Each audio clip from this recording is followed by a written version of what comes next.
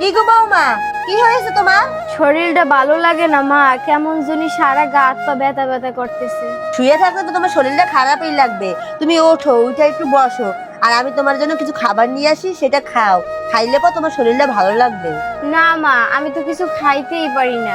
খাবারের ঘেরান শুকলেই তো আমার বমি পায়। আপনার ছেলে নাস্তা এনে দিছিল, সেইটার ঘেরানেই আমি বমি করে দিছি। ওঠো বৌমা, উঠে একটু বসো, আমি তোমার মাথায় একটু তেল জল দিয়ে দেই, তারপর তোমার একটু ভালো লাগবে আনে। না মা থাক, তেল জল দেয়া লাগবে না, একটু পর এমনি ঠিক হয়ে যাবে। তাহলে একটু জল আইনা দেই বৌমা, একটু জল খাও।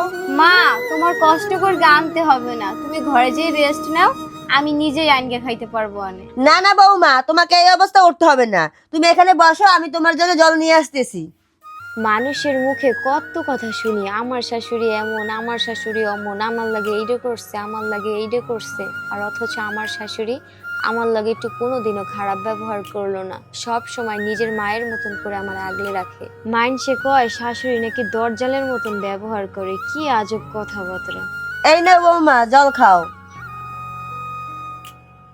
কি গো মা, তোমরা না শাশুড়ি পুতের বউ কি করতে আসো? কি করতেছি মানে? তোর তো কোনো খোঁজ খবরই নাই। বৌমার এই অবস্থা, বৌমা কি একাই শুধু মা হবে নাকি? তুইও তো বাবা হবি।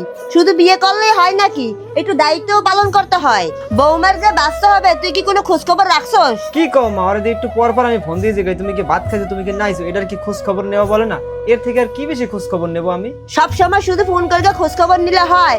বৌমার এই অবস্থা, এই অবস্থায় দুধ ডিম ফলমূল খাইতে হয়। তুই তো আসার সময় সবসময় খালি হাতে আসোস, কোনো সময়ও তো কিছু নিয়ে আসোস না। আরেকটা কথা কি জানোস, তোর বাবাকে তো কখনো কিছু বলা লাগে নাই। তোরা যখন আমার পেটে ছিলি, তোর বাবা আপেল কমলা মালটা সবকিছু নিয়ে আসতো। তার কাছে কখনো আমাকে চাইতে হতো না। তোর বাবা বুঝে শুনে সবকিছুই নিয়ে আসতো। তুই তো তোর বউর জন্য কিছু আনা তো দূরের কথা, তুই তো তার ভালো করে খোঁজ খবরই নিস না। মা আপনারা ওইরকম করতে কইতেছেন কেন? ও আমার লিগে মাঝে মাঝে ফল ফলাদি এটা ওটা আনে। বৌমা, তুমি আর আর গুণগান গাইও না। কালকে থেকে দুধ ডিম কলা ফলমূল সবকিছু নিয়ে আসবি। এই সময় ওর এগুলো খাইতে হবে, না হলে বাচ্চার পুষ্টি হবে কিভাবে? আর তুই এখানে বস বৌমার পাশে। আর বৌমা, ওখানে আমার ভাত হয়ে যাইতেছে, আমার নামাইতে হবে, আমি যাই, তোমরা দুজনে গল্প করো। মা আমি কই দিলাম, এখন কিন্তু আমি মার কাছে বিচার দিমু। ইস, মার কাছে বিচার দেবে? আমার মায়ের এইভাবে তুমি কিভাবে হাত করলা? শোনো, হাত করা লাগে না, যে যেরকম তার ভাগ্যে কিন্তু সেরকমই পড়ে।